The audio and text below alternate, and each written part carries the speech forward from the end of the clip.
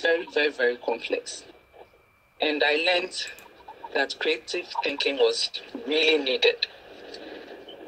I also learned that I had to solve problems as and when they came. I mean, I had to be smart like that and apply what I had learned in the classroom to what was on the field.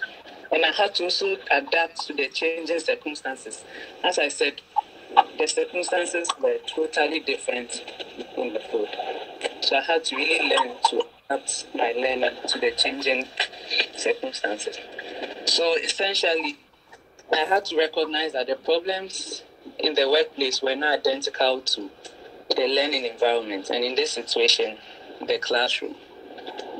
So the question now is, how do we successfully merge an academic qualification and how do we successfully apply our academic qualification to achieve competence at the workplace? And firstly, I'd like to say a few things. Firstly, I'd like to say that a degree should not be about getting a job or a career. Essentially, it should benefit all parts of your life, be it intellectual, social, personal, ethical, and so on. Secondly, most job advertisements specify that certain degrees are needed for a job. So the job market underscores the fact that an academic qualification is important. No one is disputing that. So there's a clear premium education that has to be said.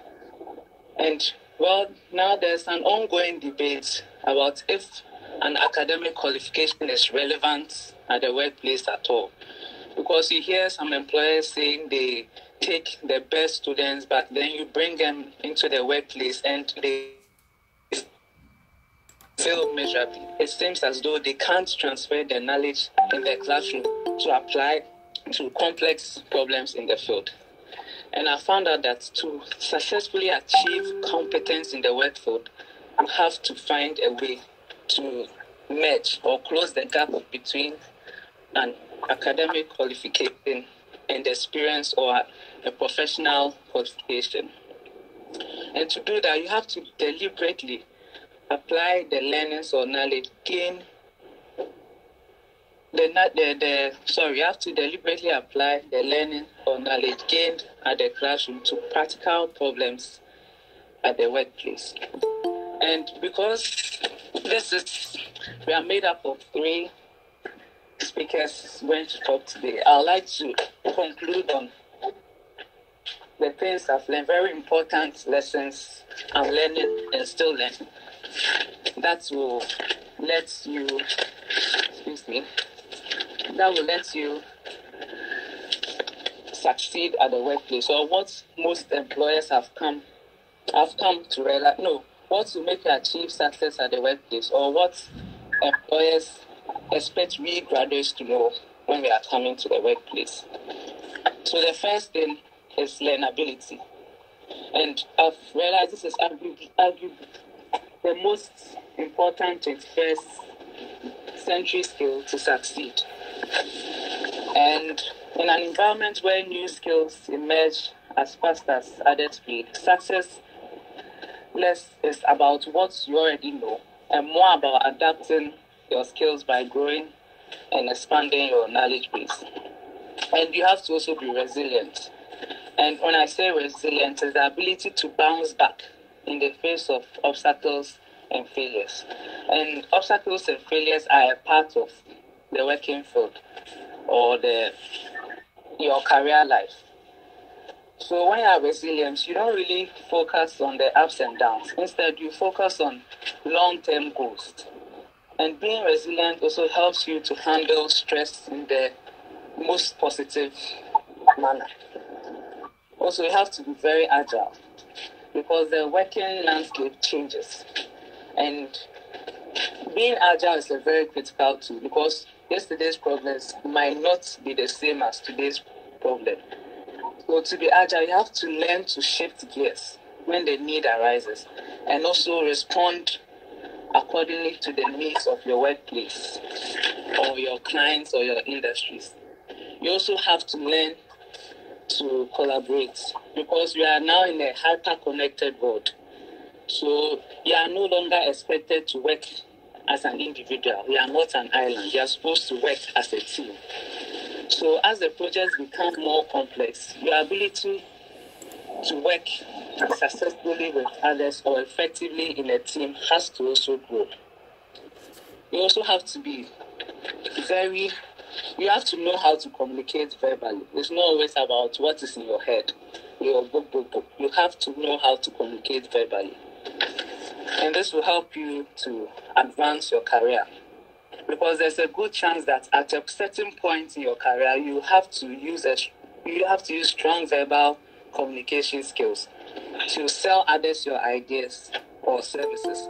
Whether you need to explain your value when you are being considered for a promotion, or say presenting in a team project, you need to be able to communicate well and convey strongly and persuasively your ideas.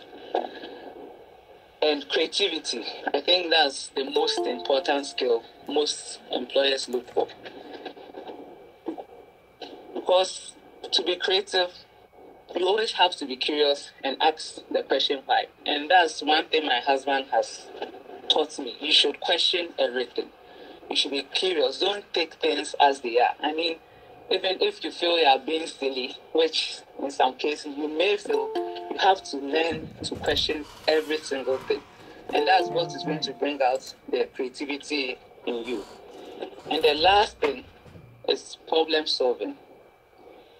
Most employers value a good problem solver who can really work through challenges on their own, and also be an effective member of a team by defining an issue or brainstorming alternatives, sharing ideas, and making sound decisions. So to be a problem solver, you have to learn not to be mechanical. Because there's a problem, don't assume, okay, there's a problem, we have it now, it can't be solved, so what can we do? I mean, there's nothing new under the sun. You have to, and in conclusion, you have to learn to be curious. You have to learn to be very creative. You have to learn to research, because problems change every day. The problems you saw in the classroom or you were taught in the classroom on the board is totally different from what is in the workplace. So with this, I hope I was able to convey my thoughts well as a young engineer. Thank you for listening, and I hope I did at least a bit of justice to the topic. Thank you.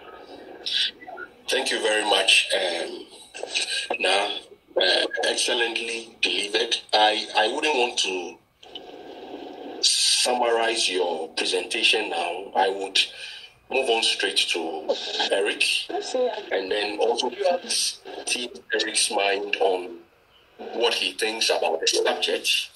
And when he is done, Kojo would follow, and then we'll put everything together to look at the complete whole, and then the questions would come, and then we'll roll along. So our next speaker is Engineer Eric Obroni.